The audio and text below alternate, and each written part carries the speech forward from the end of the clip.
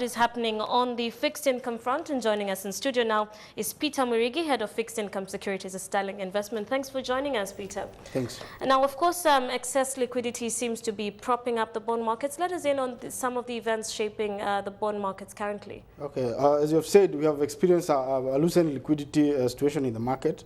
We've seen a lot of liquidity actually being exhibited in the last two issues. That is, the first issue was the 25-year bond that was issued last month, month of June, where the government was looking to borrow 7.5 billion, and it received an overwhelming performance of 360%. That they are able to raise around 27 billion. The second actually signal was in the T-bill, which is on 182-day T-bill, whereby the performance was very good, 180% performance, whereby the rates dropped to 1%, 1.8%. By the government was looking to issue to actually borrow 6 billion and received 11.7 billion.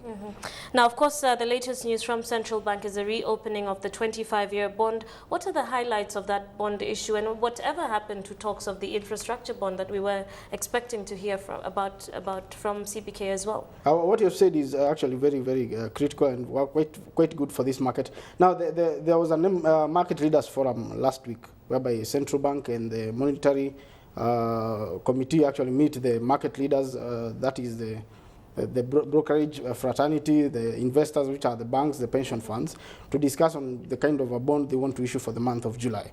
Now, it was decided, they had two proposals, actually. They wanted to issue first an infrastructure bond, 31.5 billion. That was a massive bond, which was actually allocated for this budgetary year. And also they wanted also to reopen 25-year based on the previous performance of the bond. So after deliberations, they actually settled on reissuing a 25-year bond that was first issued in June to the tune of around 15 billion. They are looking to borrow 15 billion.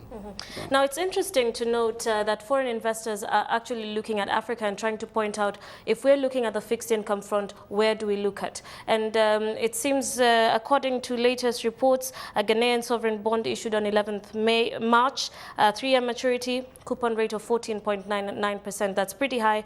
Kenya is, at least by March 25th, the Kenya government bond was at 7.1%. Just how attractive is this market, and what is being done to ensure that we're competitive, you know, in relation to the other competitors across Africa? Well, actually, in the last like 2 quarters, starting from January, this market has been very, very competitive compared to the region. Well, our yields have actually drastically dropped from the levels of 11% to the levels of around 2% where we are right now.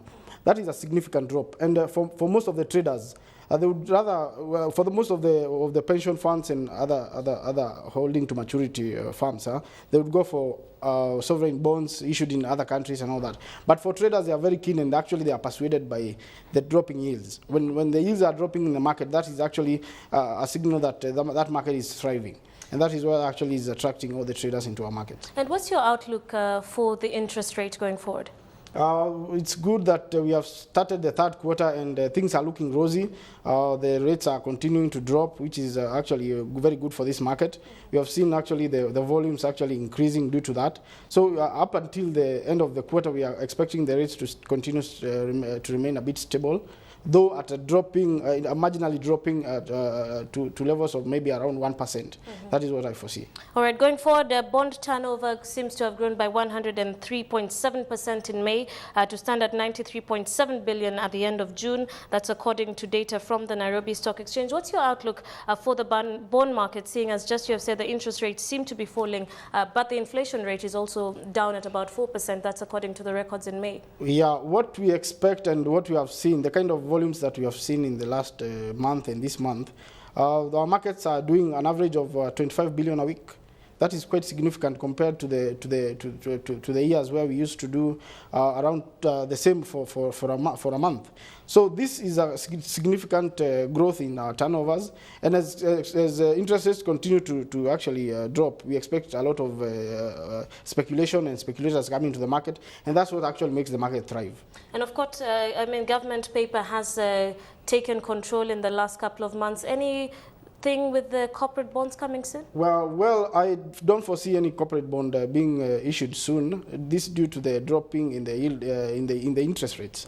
But then going forward, maybe by the end of in the beginning of the next quarter, we might see some activity in the corporate side. But it's good to note that the corporate side has also been very active. Kenyan has really been trading very aggressively. Most of the traders actually taking profit on that.